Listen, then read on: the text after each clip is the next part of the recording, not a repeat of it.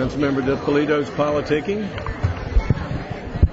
Councilmember Orleans, if you'll come to the dais, we'll call this meeting to order. Councilmember DePolito, it's 2 years before your next election. You can come to the dais now.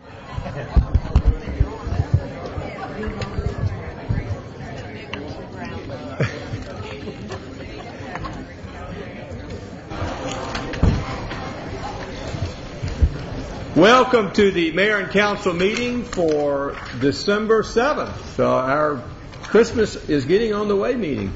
We're going to have a lot of presentations tonight, beginning with a National Inclusive Schools Week and then some awards that the city staff has won. But first we're going to have the Centennial Cadets present the colors, and the Cub Scout pack lead us in the pledge. So the colors tonight are presented by the Roswell High School JROTC. Commanding the color guard and carrying the American flag is Cadet Lieutenant Cayenne Angelo. Carrying the state flag is Cadet Private First Class Yarley Martinez. And tonight's guards are Cadet Captain Robbie Jackson and Cadet Corporal Brianna Rouse. We'd all stand.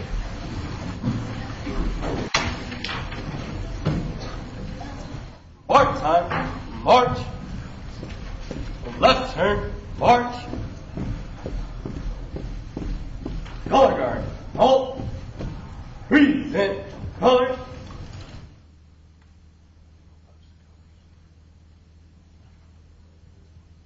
If I could have the Cub Scouts lead us in the pledge, if you would come to the, if y'all would, everyone face the flag, Cub Scouts.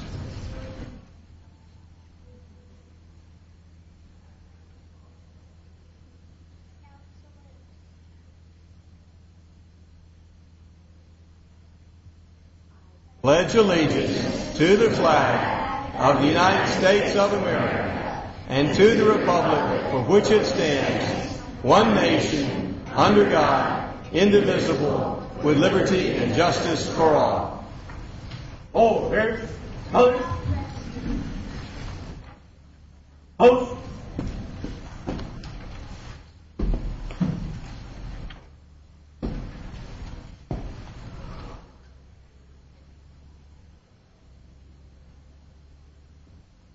Post.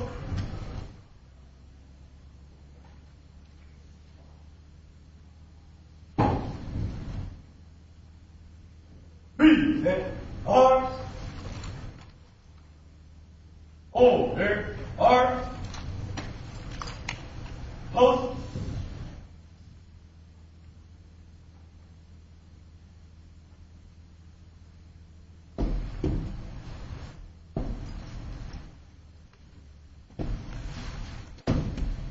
March time, march.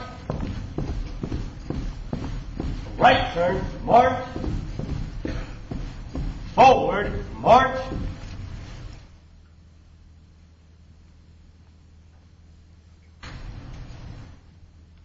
Let's have a hand for the Roswell High Junior ROTC. Good job, gentlemen. At this time, it's our tradition to have the Cub Scouts come to the microphone and introduce themselves. Cub Scouts, come forward.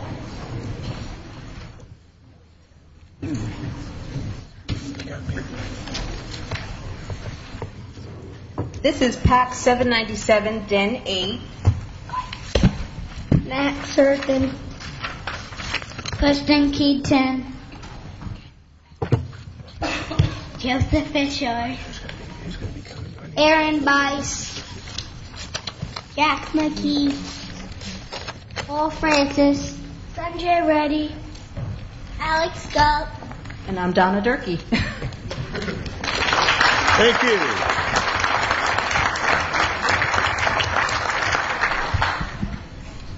And let's have another hand for the Centennial Nights Jazz Band. They're just coming in.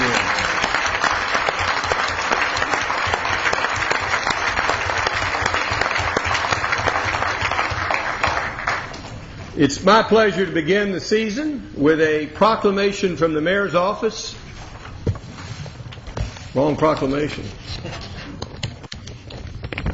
Regarding National Inclusive Schools Week.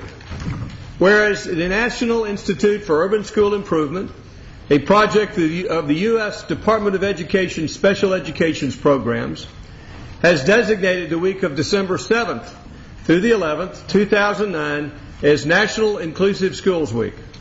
And whereas the Fulton County School System is committed to providing Roswell's children an education in schools and classrooms that are welcoming and capable of educating all of the city's children.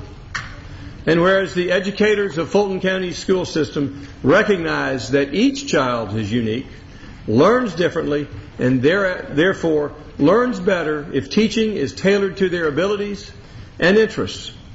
And whereas the educators and families of the Fulton County School System have been working hard to ensure that our classrooms and schools are characterized as being high-performing and inclusive. And whereas by their efforts to make our schools and classrooms high-performing and inclusive, the educators and families of the Fulton County School System have contributed significantly to building a stronger and more inclusive Roswell community. And whereas the educators and families of the Fulton County School System deserve to celebrate their successes and wish to reflect on how they might even further improve, now therefore I, Jerry Wood, Mayor of the City of Roswell, do hereby proclaim the week of December 7th through the 11th as 2009 National Inclusive Schools Week. Together we learn better. Inclusive schools benefit all children in Roswell and encourage schools and classrooms across the city to sponsor appropriate learning and community building activities in its recognition. And with that, let's have a hand for National Inclusive Schools Week.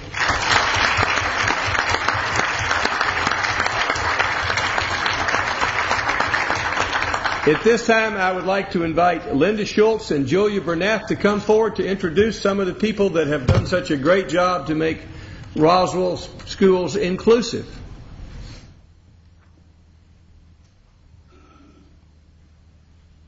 Thank you, Mr. Mayor and members of the City Council. We are so appreciative of the partnership that we have with the City of Roswell and support that you give to our schools in so many different ways. And we're very honored that you recognize us at this time. And now Ms. Schultz will introduce the other members from Fulton County Schools that are here. Thank you. We have our area superintendent with us, Mr. Bob Lynch. If you'll please rise when I... Come on, let's bring them all forward.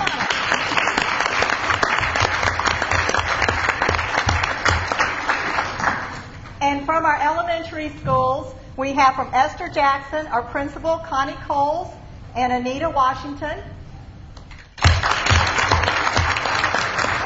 No, you have to come forward. We're not going to let you stay in the back. Come to the front of the classroom. That's right. From the MOSA, we have Principal Cheryl Williams and Lynn Johnston.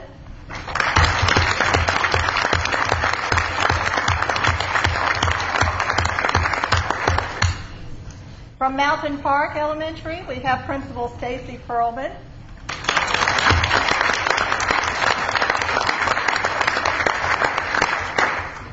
From River East, we have our IST, Renee Cox.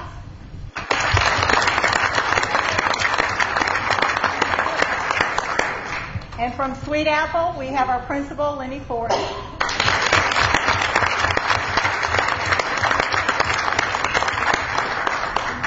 From our middle schools, from Elkins Point, we have Nancy Waddell, who is assistant principal.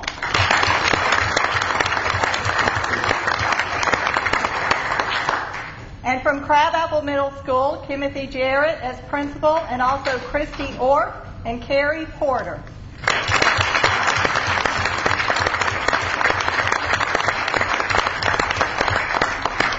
And finally, our high schools, we have from Centennial High School, Principal John Bartley. Who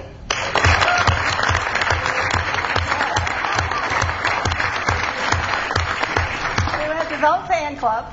And from Roswell High School, Ed Circa.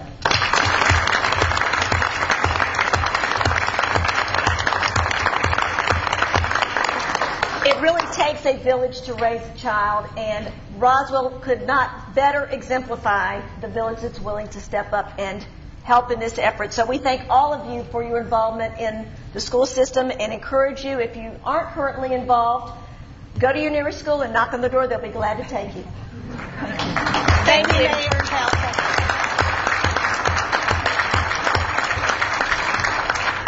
This time I'd like to invite David Tollison to come forward. David is a former council member on the City Council and more instrumental than any of us up here in bringing this Inclusive Schools program and making Roswell an inclusive community. Thank you. It's a pleasure to be here tonight for many reasons. First of all, I get to publicly congratulate Jerry on your re-election. Thank you, David.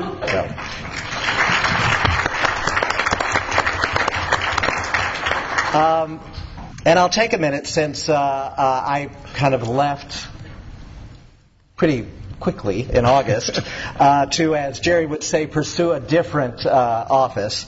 What an honor it has been for 10 years to serve the people of Roswell. Thank you for that opportunity. I'll always remember it and appreciate it. And I also want to thank our staff. It's been a real privilege to work with each of you over the years. The people of Roswell are fortunate to have you in their service, and I've enjoyed the opportunity to work with you and look forward to benefiting from your further work. Finally, in terms of thank yous, I want to thank Robin Kenner. Robin, are you here? You might be somewhere else. And Katie Trolling. Katie's here. Katie's here in the back for working so hard on this event year after year and for making it possible. Inclusion is the right thing to do. It's the law in our schools. It's governed by the Individuals with Disabilities Education Act and other laws. But even at the level of a city government, there are liabilities related to the ADA and other issues. And in fact, Roswell and other governments like it currently have millions of dollars in liability related to inclusion issues. Events like tonight and the efforts that the city has already undertaken to address these issues hopefully will help mitigate any liability. But I encourage you to continue to move forward in this area because, again, it is the right thing to do and will limit the city's liability. Inclusion in the school is important because it provides better results for all children, not only children with disabilities, but children without disabilities. Research shows they score better on tests in an inclusive classroom because we all learn differently. And it's important to have different methods of teaching and different opportunities. It also provides better results for society. Children with disabilities do better as adults. Children without disabilities end up doing better as adults. Inclusion is good in schools, but what about in society in general? What happens when these children grow up? Kids are cute. What happens to adults? And if 20% of our population has a disability, where are they? Schools are educating individuals with disabilities all the way up to age 21 in some cases, but we have few employment opportunities for adults, like the successful Project Search program at North Fulton Regional Hospital, and we're very proud of that program. But if 20% of our population has a disability, why don't we see them? What are we missing? And what are they missing? It's important as a community that we continue to reach out to our adults with disabilities. So you don't have to sit here and listen to me all night. I've brought a video, and it's 7 minutes long, so I've been told that's okay. And since I don't have to stay as long as you do, it's okay. But before I leave, I'll put that on and go ahead and say that I will be followed by Debbie Carreri. Debbie, I saw you. There you are. Debbie is a wonderful parent advocate in our community and the executive director of Great Prospects, a wonderful program that I'm sure she'll tell you more about. So after this video, we'll hear from Debbie Carreri, and let's see if I can make this work. Waiting.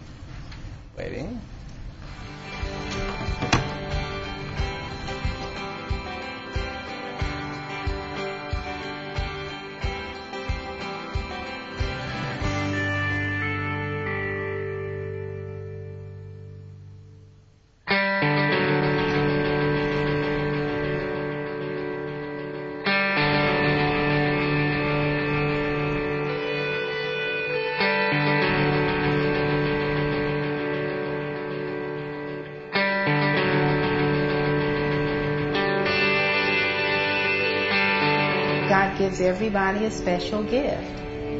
And you never know what the gift is if you don't give them the opportunity to get exposed to to different things that they can do. This is the Rise School, and I'm a teacher. Hi. Walk. Wiggle, wiggle. Chris is very much more than just an employee. He is a role model here, not only for my families, but for each one of us. I mean, here's a young man with special needs who is proving every day what he can do. And if you ask my children, both my typical children and my son with Down syndrome, who were your teachers at the Rise School? They will say, oh, Mr. Chris was my teacher. They don't think of him as any different than the other teachers that they had while they were here. Now I know my ABCs. Next time, won't you sing with me? Very nice. All right.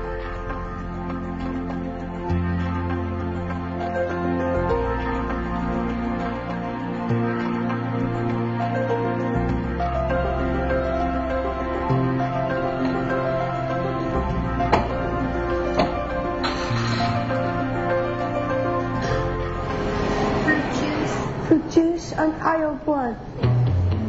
Yes, I know where everything is.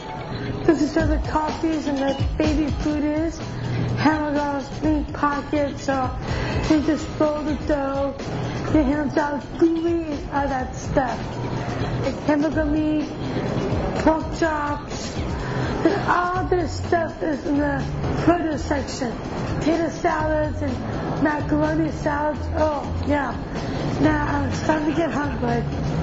The abilities of an individual with Down syndrome are directly in relationship to what we expect of them. Do you know what that is? No.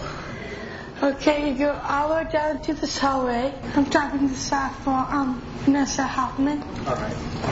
Would you like any help out? That'd be great, thank you. Okay. If we have low expectations, Okay. they'll slide. If we have high expectations, Yeah. they'll rise to meet them and surprise you every You're single welcome. time. Okay. Okay, great. Thank you so much. Have a nice day. You. Bye-bye. Bye-bye. I'm too good at this stuff. She is every bit as normal.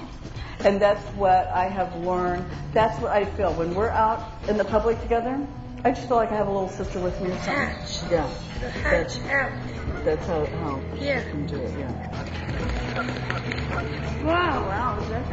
Too bad there wasn't a rainbow, huh? Yeah, it's like a rainbow. Christy has done things for me and in my class that I wouldn't imagine possible. No, I know.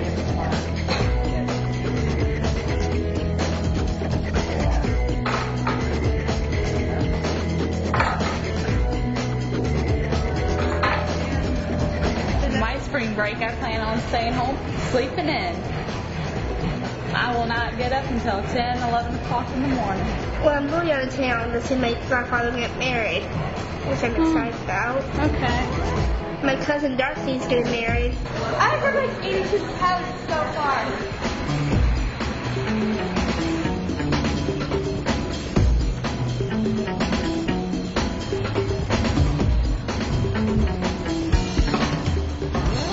I've seen people around out and about with Down syndrome. I didn't know anything about it until I met Maura. Now that I've met her, she's normal, just like anyone else that's walking around this campus.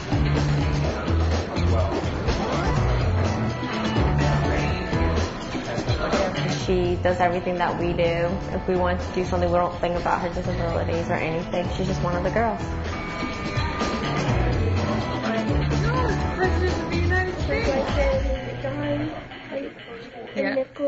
And being able to have interactions with people that are a little bit different, but maybe not quite so different as they thought, it's going to impact them later in life when they go to their careers.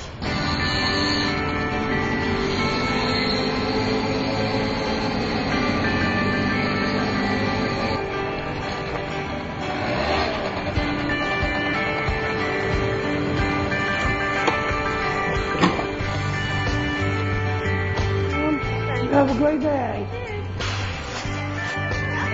You look like your mom.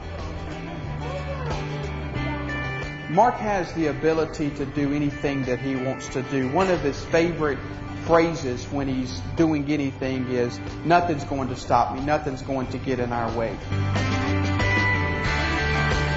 I'm here to support Mark. I mean, Mark's coming to get an award, which is very important for Walmart to have associates that work for us, that go out in the community, support the community, and are involved as heavily as Mark is with the Down syndrome. Okay, now, let's walk along.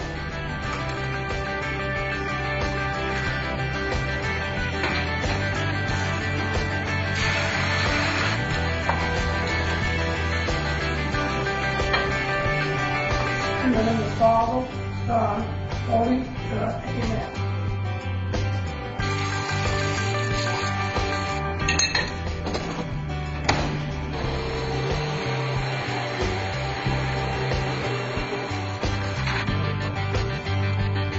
I happened to be at his work, and he called me Dad, and as I was walking out of the store, a lady came up to me and said, "Is that your son?" You're very pretty. Thank you, sir. You're welcome. And I said, "Yeah, that's my son, Mark."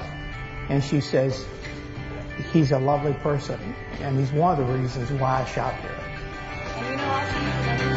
Oh, I know that.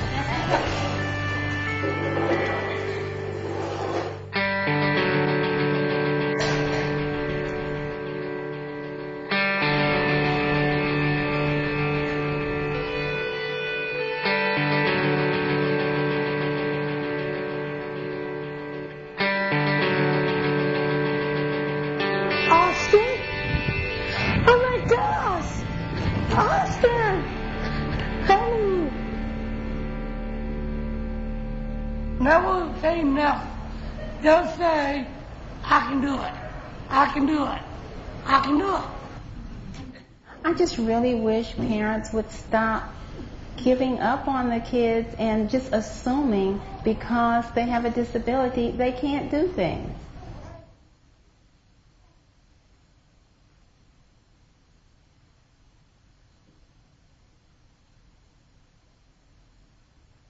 The notion that Mark is different because he has Down syndrome and works at Walmart is very much a misnomer. Mark is an associate at Walmart, and that's how we see him. We see him as an associate that comes in and goes to work and does his job.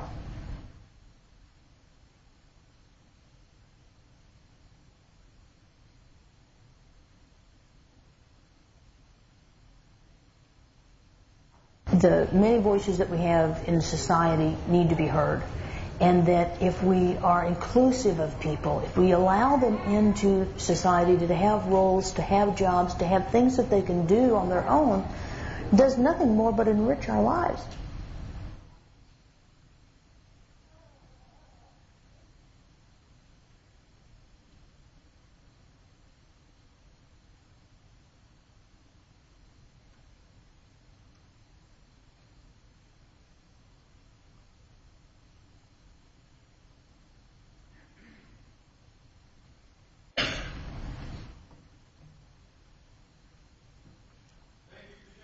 Thank you for taking the time to watch it.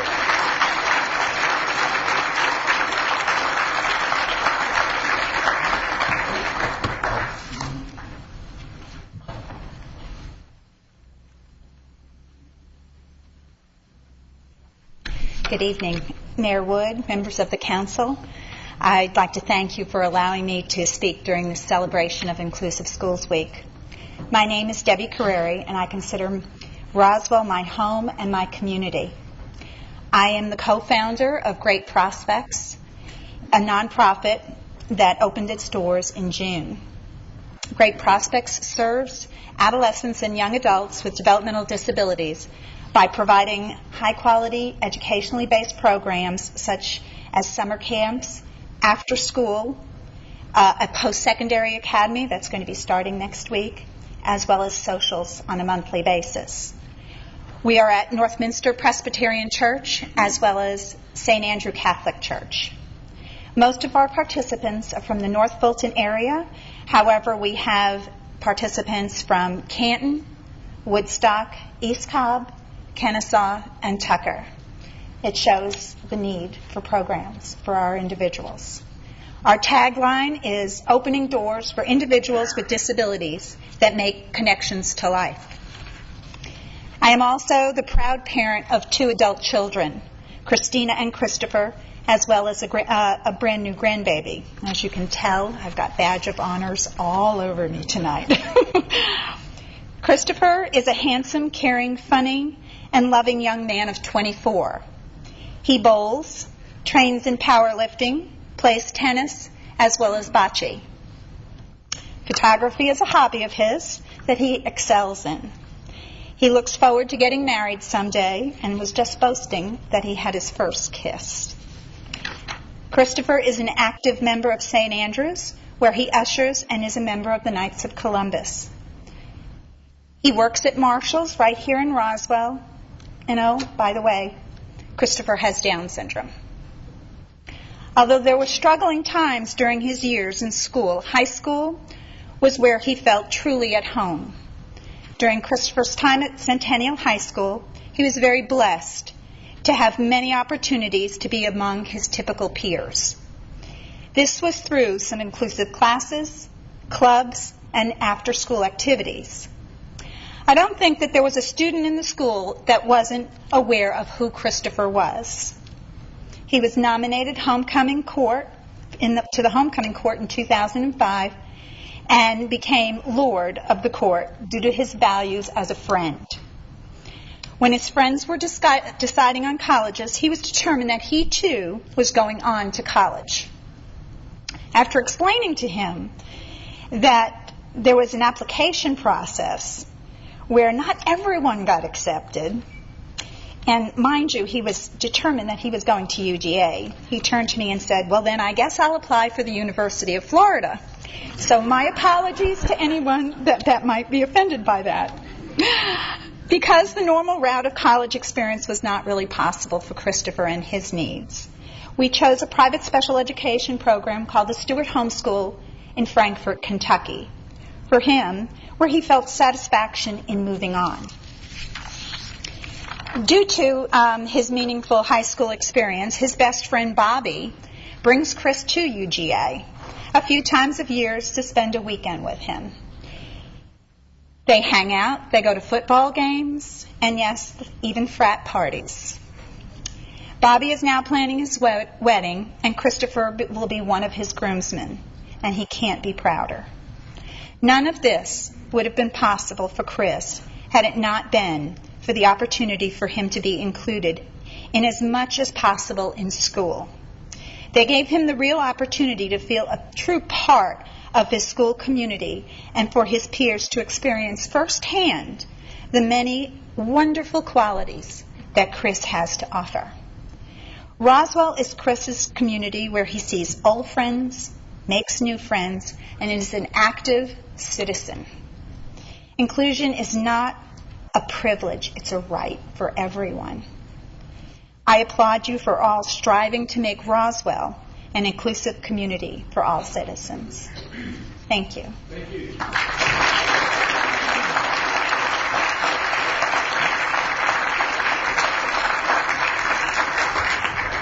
On behalf of the City of Roswell, I'd like to thank all the educators and all the parents and all the volunteers and everyone who has helped make Roswell an inclusive community, and particularly David Tollison, who has led that effort. And David, I hope you will continue to be the leader in inclusive schools, and I hope you will continue to remind us every year to continue this program. We have a few more great things to say before we have our reception in room 220, and we'll begin with Councilmember Ken Eigelhart for recognition.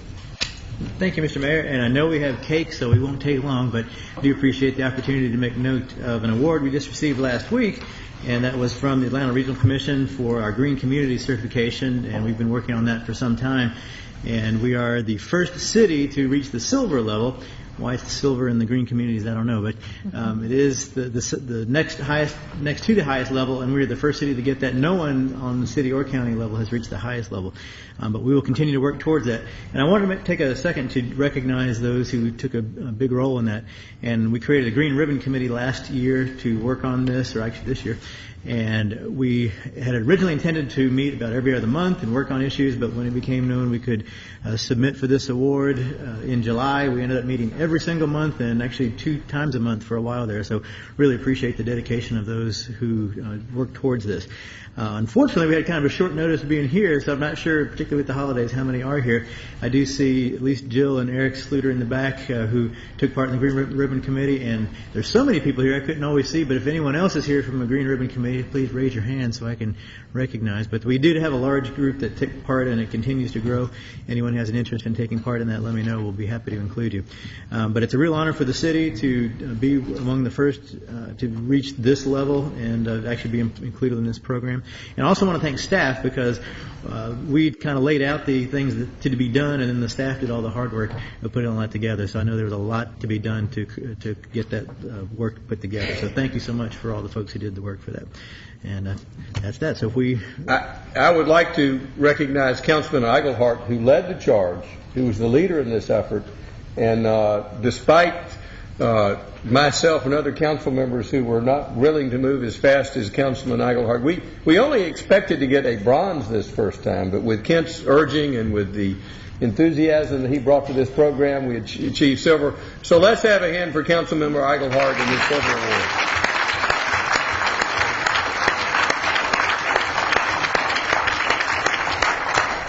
And I want to tell you, I've got some of the greatest timing in the world, because I've been at Roswell now for about 4 months, and I was able to go and be a part of receiving this award. So my timing was just perfect.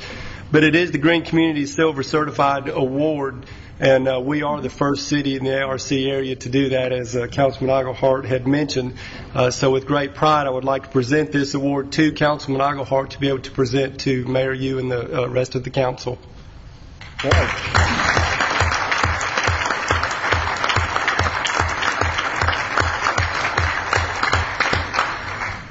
All right, this time I'll recognize Councilmember Laurie Henry for some more good news.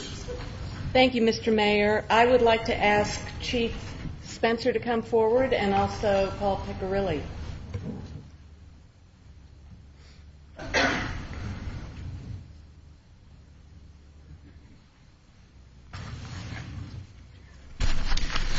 Mayor and Council, thanks for having us tonight.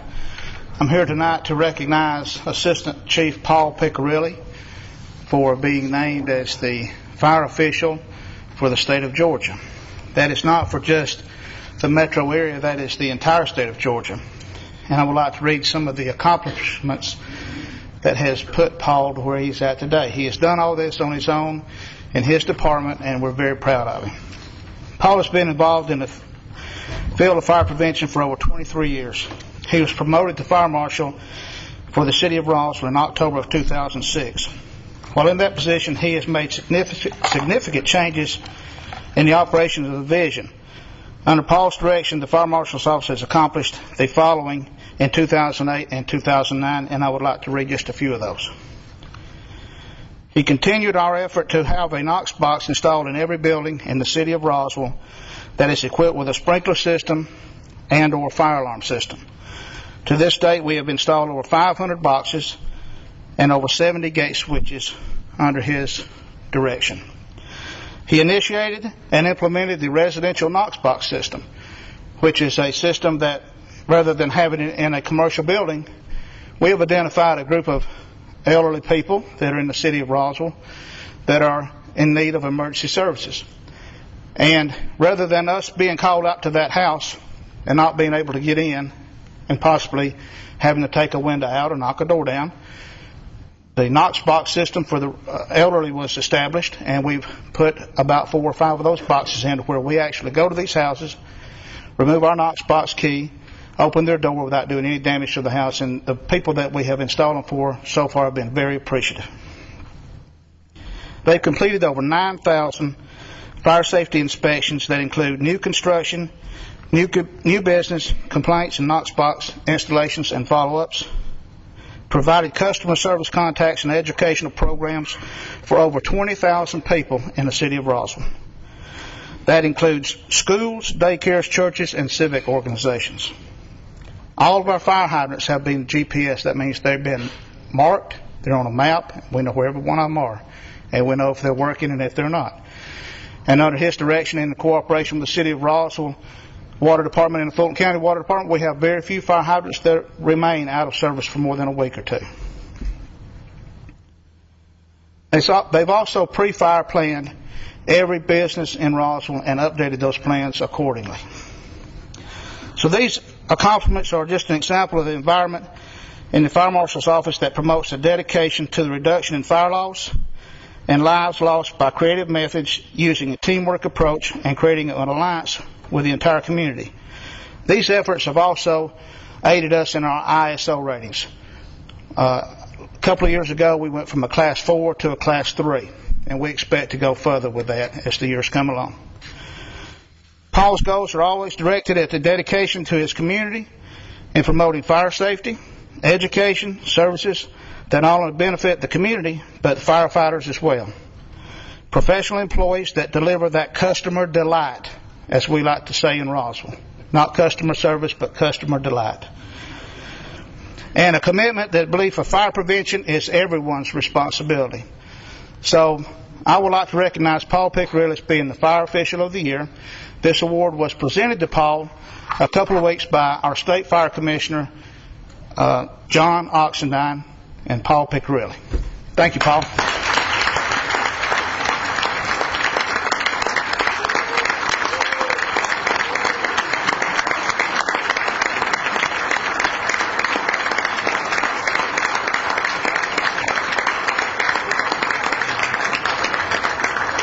And you know, we'd love to have a photo opportunity with this. All right. Okay. Let's have a photo op.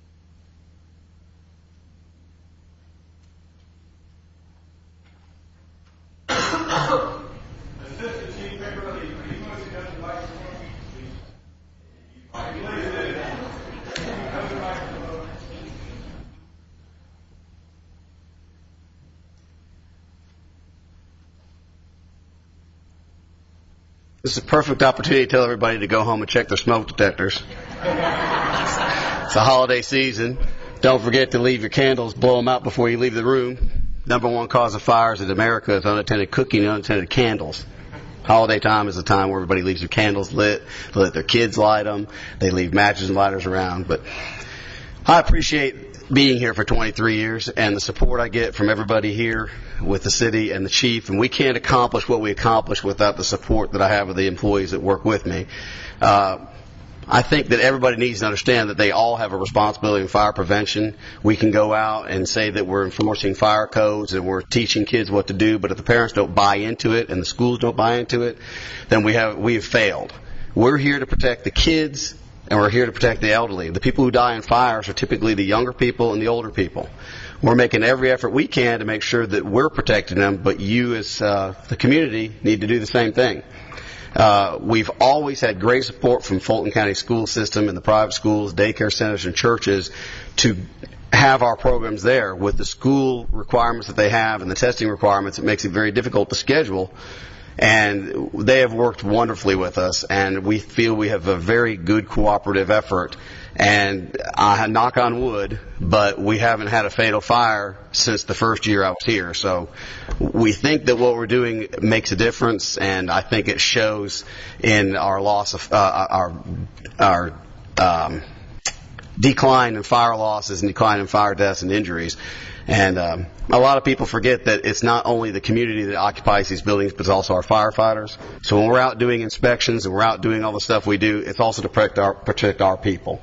So when we walk away and you're home, we may be there that night. So we're there for the whole community, and that's why I always say it's a community effort. I appreciate the opportunity to be here to serve you guys. Assistant Chief Piccarelli, we're proud of our police department.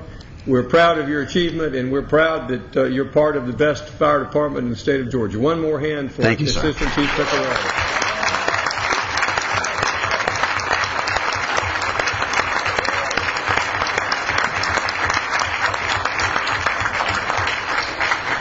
This time I'll recognize Councilmember Jerry Orleans for some more good news.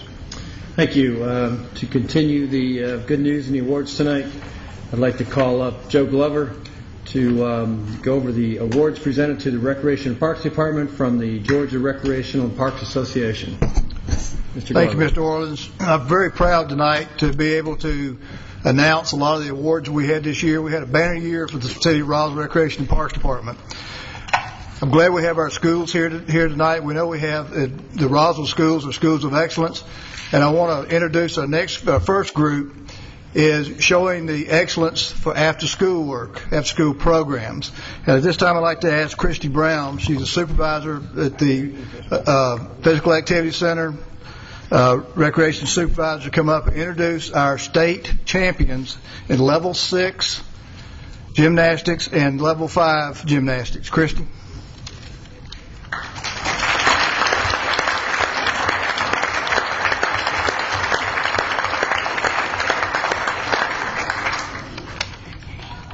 Good evening. We'd like to thank you for the opportunity to be here. We have a great group of girls that are here tonight. These girls come to the gym and they practice between 10 to 12 hours a week. And they had a really great state meet. The group of girls we have here are from our Level 5 and 6 team, and they are our state champions. And we wanted to let them know that we're very proud of everything they've done. First, if I can have our Level 5s come up. Come on up.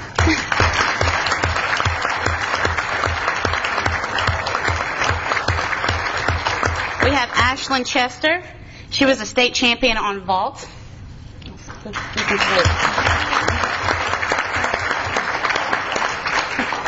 Then we have Bailey Brown. Now, girls, I know you know how to do a bow better than that as gymnasts. Give them a gymnastic salute, Ashlyn.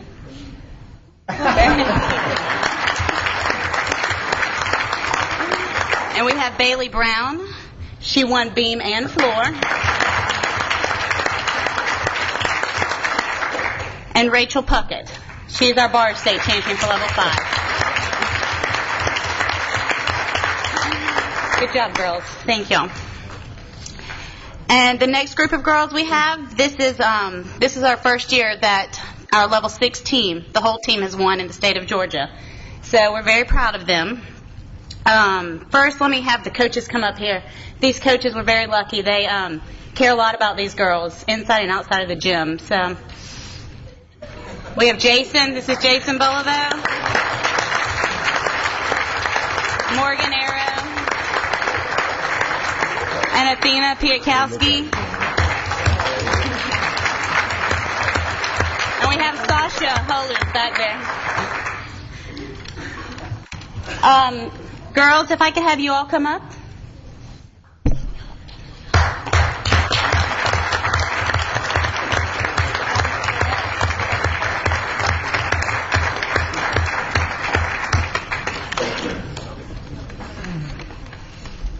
This group of girls, they won first out of 17 teams in the state of Georgia, so they did a really great job.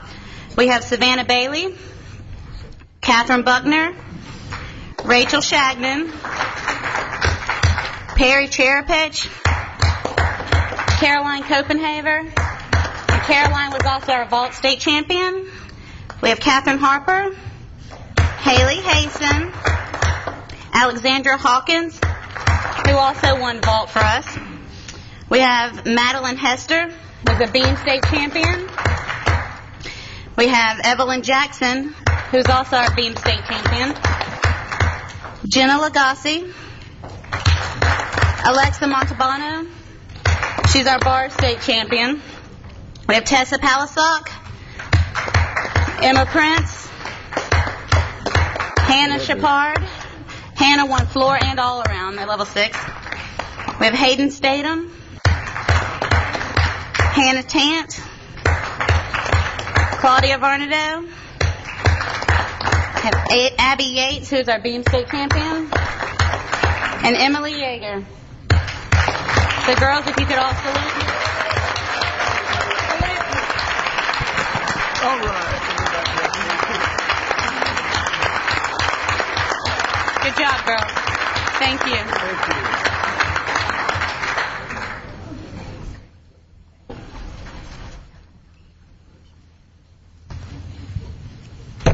Thank you, Christy. You can see we're very, very proud of what our girls have accomplished this year. Our next group comes from the Adult Recreation Center and the Roswell Ramblers Club. At this time, I'd like to introduce Mary Rummel to come up and announce some award winners. But first, while Mary's on the way up, Mary also won a state award this year at the senior section for the... What'd you win? She was the senior section professional of the year. Mary? Thank you, Joe. Well, we're very proud of, I appreciate y'all's opportunity to get up here and talk about our wonderful programs that we have at the Adult Rec Center. The first group that we'd like to talk about is at the Roswell Adult Rec Center. We know that we truly try, excuse me, I got the wrong one. Excuse me. All right, we've got more than 5,000 people that frequent the Roswell Recreation and Parks Historical Culture Fairs Adult Recreation Center, home of the Roswell Ramblers Social Club, which boasts more than 1,000 members and offers a variety of trips, activities, events at the Adult Rec Center. We make it fun to turn 50. The Ramblers Club are a constantly evolving group, adding additional groups and interests that arise. And one of the groups that was interested in wanting to start a drama club. The More or Less Players was created in December 2007 with the goal giving the mature adult population an opportunity to be involved with a theatrical production, to be an actor, a scenery designer, or as a backstage hand. Additionally, the program would provide a new avenue for the mature adult to exercise their brains with creative thinking and imagination. The group began with a handful of interested participants and grew substantially in the months that followed as word of mouth spread about the group. Of course, we've got our wonderful group here. Y'all come on up, the More or Less Players.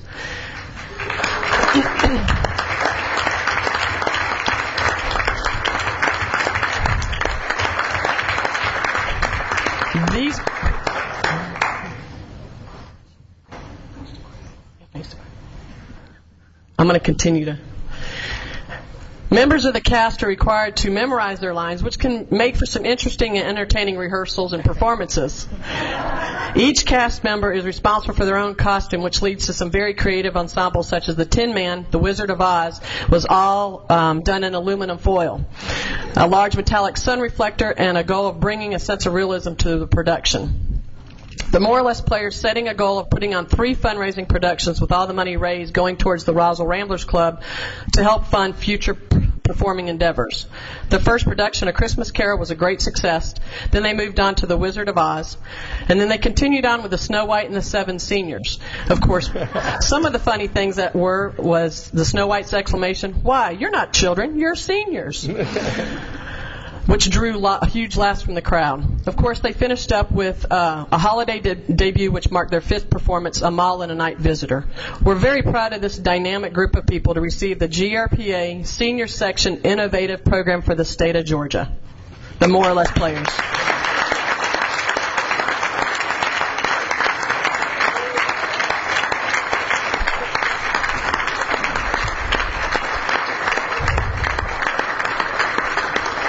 Of course, this is only a small portion. There's about 25 of them in the cast, so we're real proud of this group. Thank you, guys. Thank you.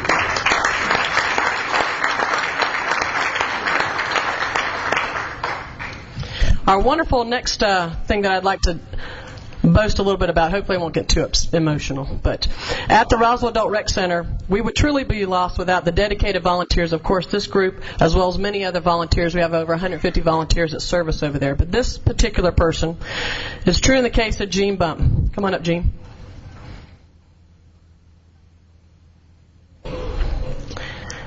She's the head registrar and trip planner.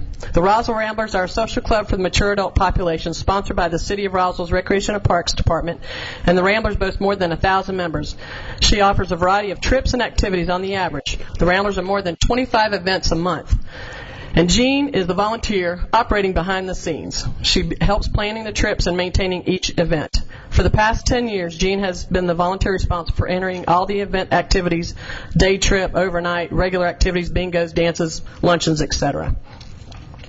In addition to her responsibilities in maintaining the Roswell Ramblers registration, Jean also plans the trips across the state of Georgia and across the country, as well as an active participant.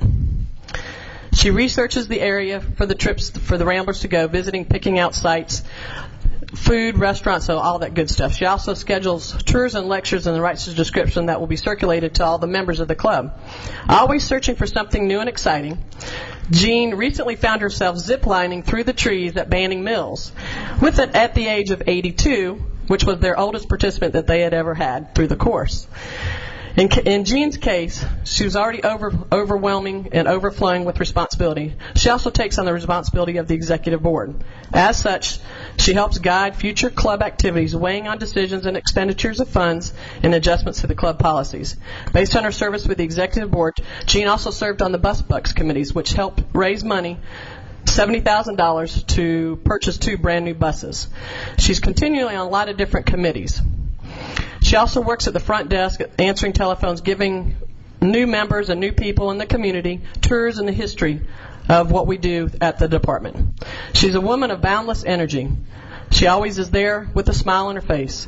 In addition to her work there, she spends her weekends over the last 25 years at Bullock Hall. Serving as a docent at Bullock for the past 25 years, she spent countless times in her period garb. She received a college degree in history. She has a knick-knack for telling tales about the 2 sons of Martha and James Bullock, who served in the Confederate Navy during the Civil War. Jean's a dedicated volunteer working on Sundays when everybody else didn't want to work on Sundays at Bullock Hall. She wears many hats for the city of Roswell. She's our Goodwill ambassador, and we love her very much. She's a caring individual. When she realized we had not heard from one of our members, Jean went to their home. The woman was found on the floor, and Jean stayed at the hospital with her and remained with her through the hospital throughout the night. It's for this reason that we're very proud of what she's done for the Recreation and Parks, and we're very proud at the Ramblers Club and the Adult Rec Center to receive the Senior Section State Volunteer of the Year Award. Congratulations.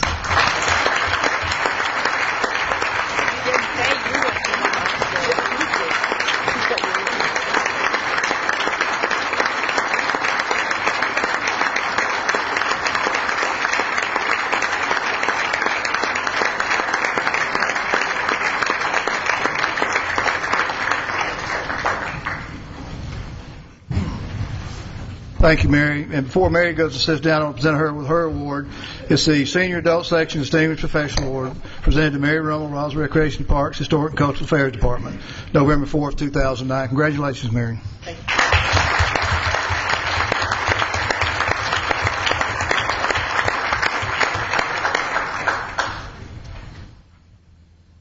you. Mary, you took my notepad.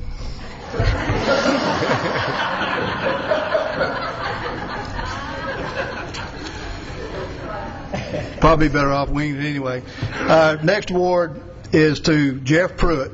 Jeff did get here. He was at a school function with his daughter.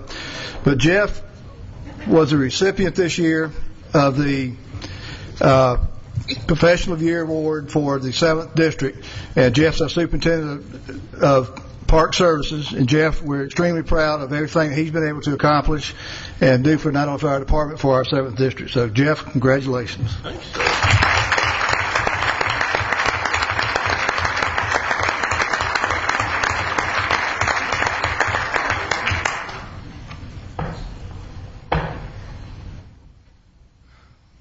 Okay, we're almost done. One last award. This next award goes to Morgan Rogers.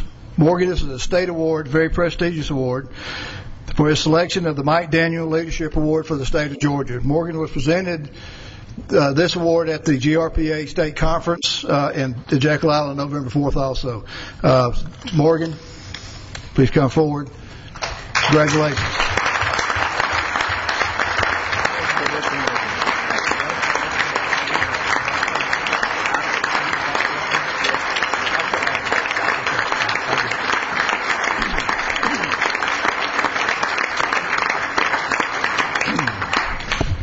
That concludes our awards presentation. I just want to say how proud I am of all the recipients tonight. They've all worked hard. They do a great job. Makes my job so much easier, and I do appreciate everything they've done, and I thank you. And Joe, we're proud of that department. One more hand for the Roswell Rec Department.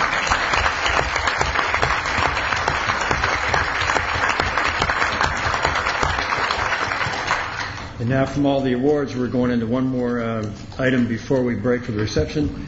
And this is a reading of a proclamation for Roswell Reads Month in Roswell, an announcement of the 2010 Roswell Reads book selection.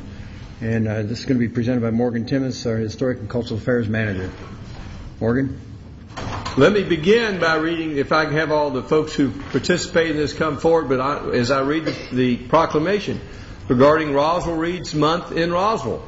Whereas reading is an activity of great value to citizens of all ages and backgrounds, and whereas many communities across the nation have initiated citywide reading programs which have helped in building a greater sense of community, has promoted reading throughout the community, and has helped students understand that reading is important both in and out of school, and whereas the Historic and Cultural Affairs Division of the City of Roswell, in partnership with the Roswell Library, a part of the Atlanta Fulton County Library System, Friends of the Roswell Library, and community volunteers have established Roswell Reads, a citywide reading program, and whereas additional support for the program has been provided by the Roswell Women's Club, the Roswell Junior Women's Club, Roswell High School, and the Roswell Rotary Club, and whereas the committee has selected Outcast United, a refugee soccer team, an American Town, by Warren St. John, to be read during the months of January through March 2010, and whereas there will be an array of book discussions, programs, and events centered around the selected book to enhance everyone's understanding and enjoyment of it during the months of February and March, and whereas there will be a literary fest featuring Warren St. John and Coach Luna Muffla on Saturday, March 20th, 10, as a final event. Now, therefore, I, Jerry Wood, Mayor of the City of Roswell, do hereby proclaim the months of January, February, and March of 2010 as Roswell Read Months, and call upon all of our citizens to recognize this special observance by participating in the citywide program and reading the book, Outcast United, a refugee soccer team, an American Town, by Warren St. John. And with that, Morgan Timmis, more on that reading. Thank you so much, Mayor and members of Council.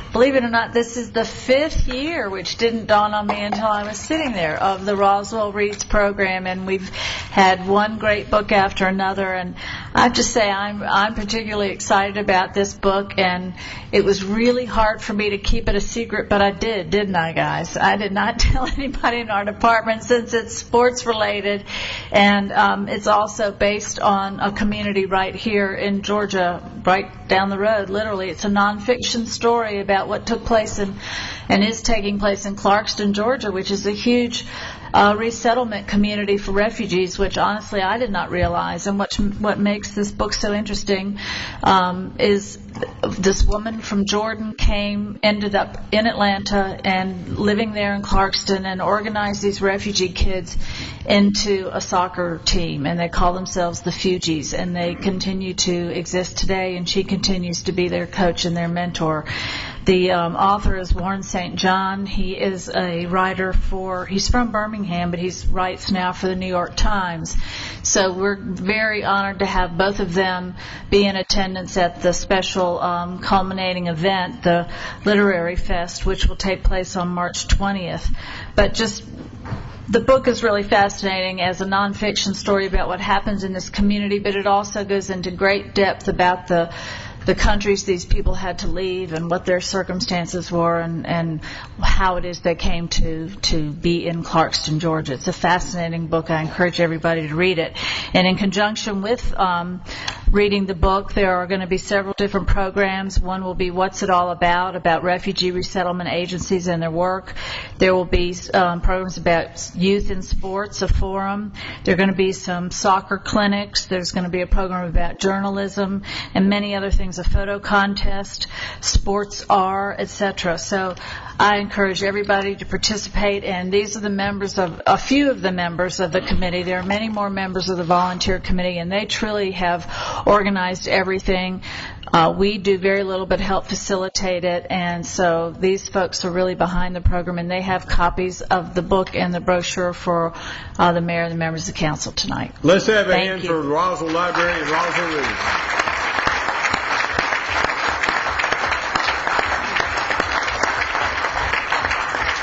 We are now adjourned for 10 minutes. There's food and drink and company in room 220 across the hall. Welcome tonight. Thank you. It is a good book. This is great.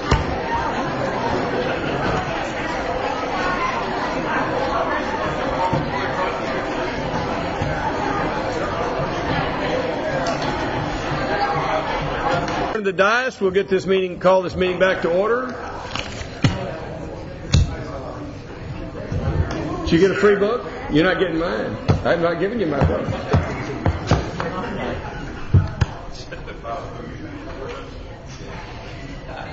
Call the meeting back to order.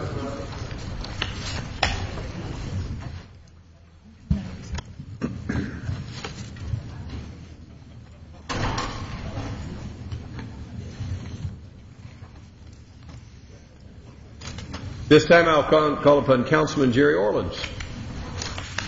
The next item on our agenda is presentation of the 2008-9 Recreation Parks Historic and Cultural Affairs Annual Report, presented by Chairman of our Roswell Recreation Commission, Mr. Bob Greco. You do insurance commercials too? Oh no, that's the other gecko. That's a gecko. I'm sorry. That's a gecko. Different species. Good evening, Mayor and Council.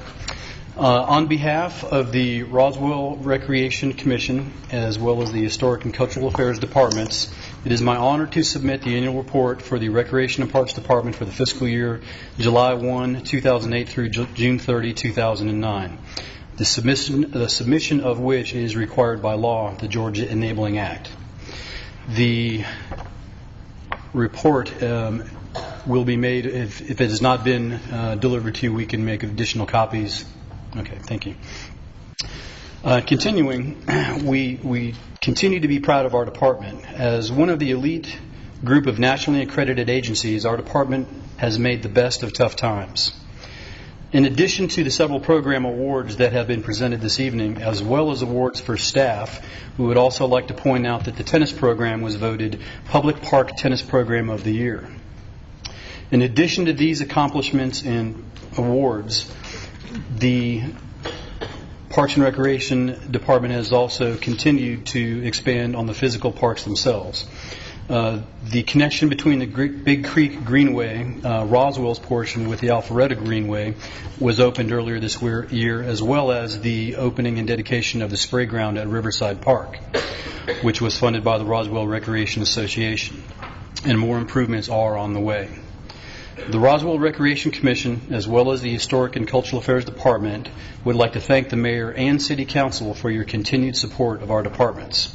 Together, we can continue to make a positive impact on the lives of all the citizens of Roswell. Thank you for your time.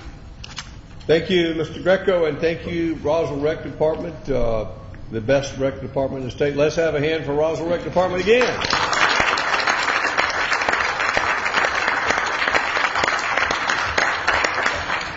This time I'll call upon Councilmember Richard DiPolito, liaison to our Community Development Department. Thank you, Mr. Mayor. The next item on the agenda is PB09-03 Masterworks Atlanta LLC at 210 West Crossville Road. Mr. Townsend. Thank you, Councilman DiPolito. This application is a Parkway Village small tract application that includes a variance as part of the development for the Masterworks development. Let me go back one slide. The requirement for adaptive reuse was issued for this piece of property, which can only be adopted by mayor and council. When the applicant changed the exterior of the property, it was then required to become a Parkway Village small track use. What the applicant is requesting is a change from the residential use to the office use, an elevation change from stone and brick, as well as the additional square footage. The subject property is in the Parkway Village, has single-family homes on all four sides of it that are also included in the Parkway Village. It's an approximately 0.26 or 62 acres. They were proposing the existing single-family residence. This is a zoning map showing the Parkway Village location of the subject property at 210 Crossville. The sequence of events for this application was an adaptive reuse was granted by staff to convert the property. It was then reviewed by the Design Review Board. Building permits and land disturbance permits were issued. Interior permits to convert the home to a single-family residence. A certificate of occupancy was then issued. Then the applicant was informed that staff did not have the authority to grant the use of the property for that location. These were the recommended conditions placed on the property: a 6-foot privacy wall and wheel stops. There has been optional conditions that have been recommended by the applicant. These are the 4 conditions that have been emailed to us that include the placement of the fence. Let me give you a location. This is the proposed location for the fence by the applicant in these 2 locations.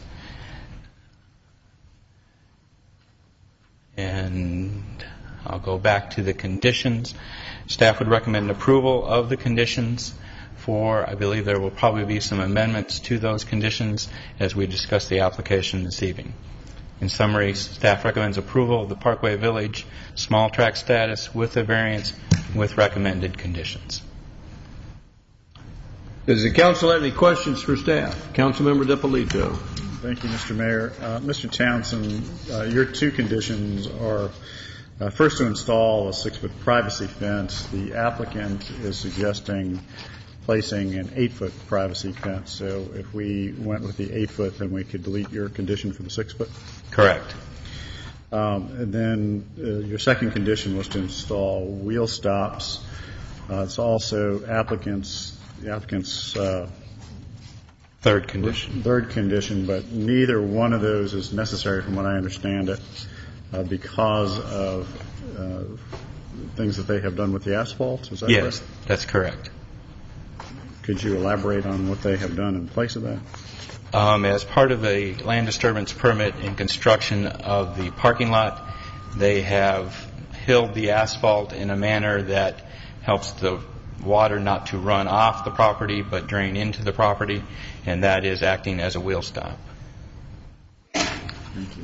Then the optional condition number 2 by the applicant is really not necessary because they are allowed by code to change the monument sign. Is that correct? That's correct. Okay. And then lastly, the condition, they're really just offering up to do all of this within 30 days, but there's really no requirement for that. That's correct. Okay. Thank you. Do any other council members have any questions? This time we'll hear from anyone of the applicant.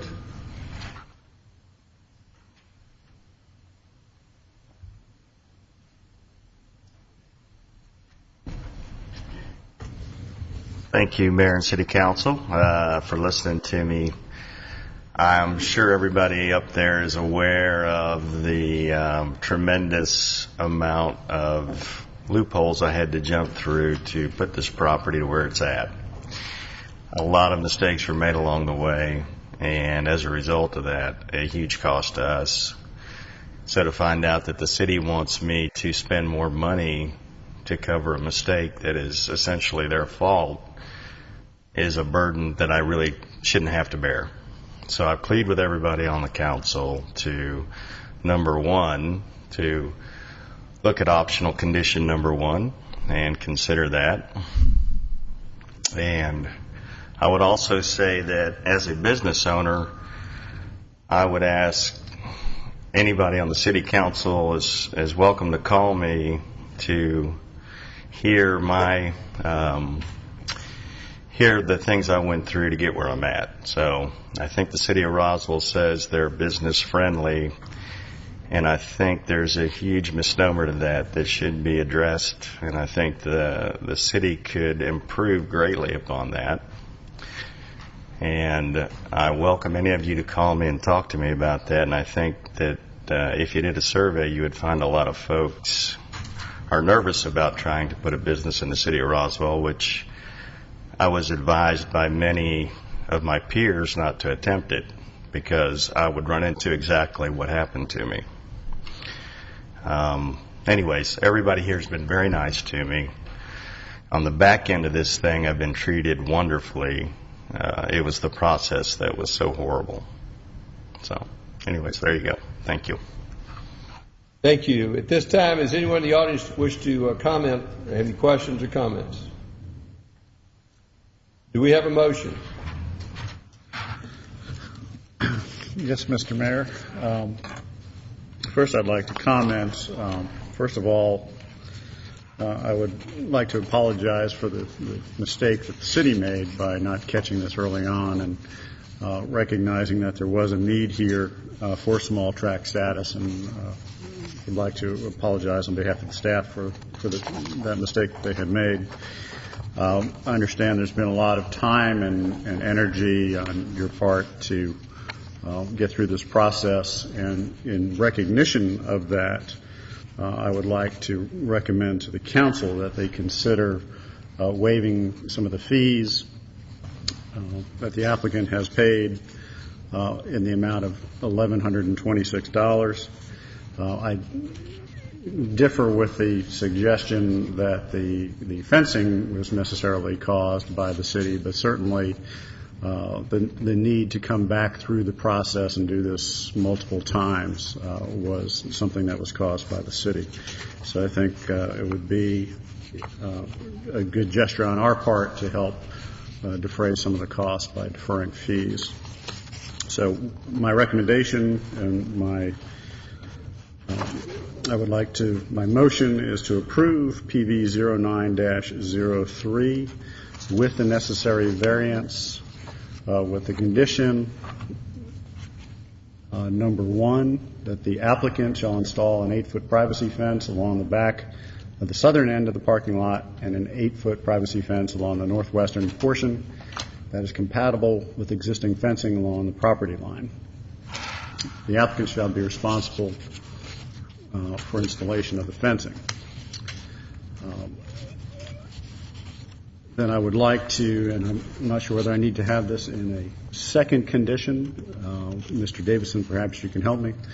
But I would like for the city to reimburse the applicant for permit fees in the amount of $1,126 upon completion of the fencing. Then with a second condition that all approvals will be met within 30 days of this approval, with exceptions made for uncontrollable circumstances such as weather delaying construction. So that would be optional conditions 1 and 4 for the most part presented by the applicant, and then removal of 2 and 3, and then removal of the 2 conditions that were originally presented by staff. I have a question on the sign. I know the applicant would like to put up a sign that was more visible from the street that would still comply with the regulations. Could we waive that sign application fee also? If we'd straightened this thing up, we might have gotten through that too.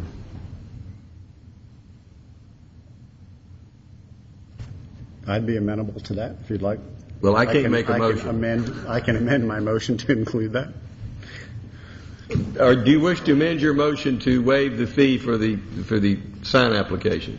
Yes. We have a motion by Councilmember DiPolito. Do we have a second? Second. Second by Councilmember Orleans. Further discussion. Councilmember Lori Henry. I would just like to make a request. In talking with people in the business community, oftentimes our business folks are a little nervous about bringing issues and to our attention because they know that they'll have to deal with the city in the future, and they don't want to be on the wrong side of the city. I wouldn't want to either. So I would like to request that staff sit down with Mr. Smith. His issue is being resolved this evening, but in talking with him, he is literally the poster business for the complaints about Roswell being anti-business. So I would very much like staff to sit down and talk with him and learn his issues from day one to whatever day this is, and make sure that this doesn't happen again. I would appreciate it. Thank you. Any further comments? All in favor of the motion, raise their hands. Passes unanimously. Next item, please.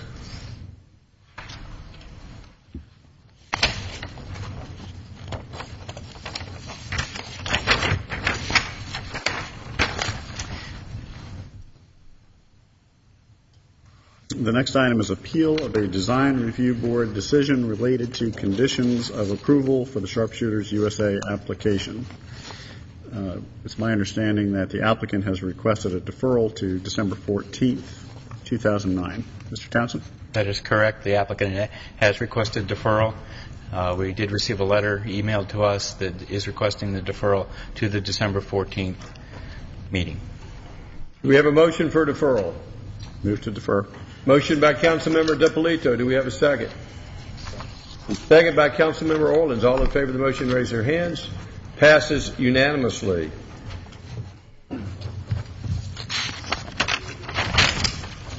This time we'll hear from our city attorney. Thank you, Mayor. The only thing on my agenda is approval of an ordinance to amend Chapter 5, Building and Construction of the Code of Ordinances. And with that, I'll have the first reading. This is an ordinance to amend Chapter 5, Building and Construction of the Code of Ordinances of the City of Roswell. Now, therefore, the Mayor and Council of the City of Roswell, pursuant to their authority, do hereby adopt the following ordinance. Chapter 5, Building and Construction, Article 5.4, Permits and Inspections, Section 5.4.14, Hazardous Occupancies of the Code of Ordinances of the City of Roswell, is amended by deleting Section 5.4.14 in its entirety and substituting a new Section 5.4.14 to read as shown in Exhibit A, attached to hereto and incorporated herein by reference, and if approved, this will be the first reading of the ordinance. Mr. Davis, I understand this is a technical correction to clear up some language in the ordinance. That is correct. Does the council have any questions? Do we have a motion? Motion by Councilmember DiPolito. Do we have a second? Second by Councilmember Lori Henry. Does anyone in the audience have any questions or comments? Any further discussion? All in favor of the motion, raise their hands. Passes unanimously. Do we have a motion to approve the consent agenda? Motion by Councilman Orleans. Do we have a second? Second by Councilman Eichelhart. All in favor? Anyone in the audience have any questions about the consent agenda?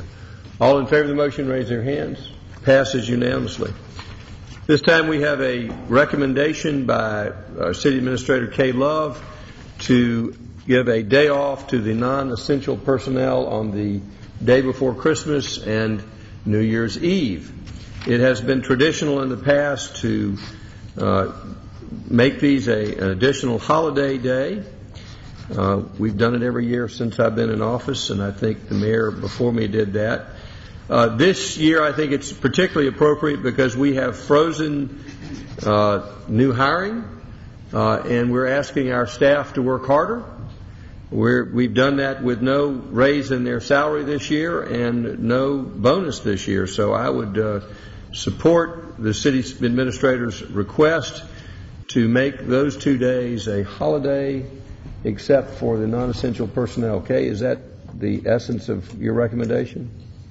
Yes, sir. The additional holidays would be extended to essential personnel on other days so that they would be able to have the same amount of time off as we have done in the past. So this would not create overtime, it's simply No, sir. just sort of comp time? Yes, sir.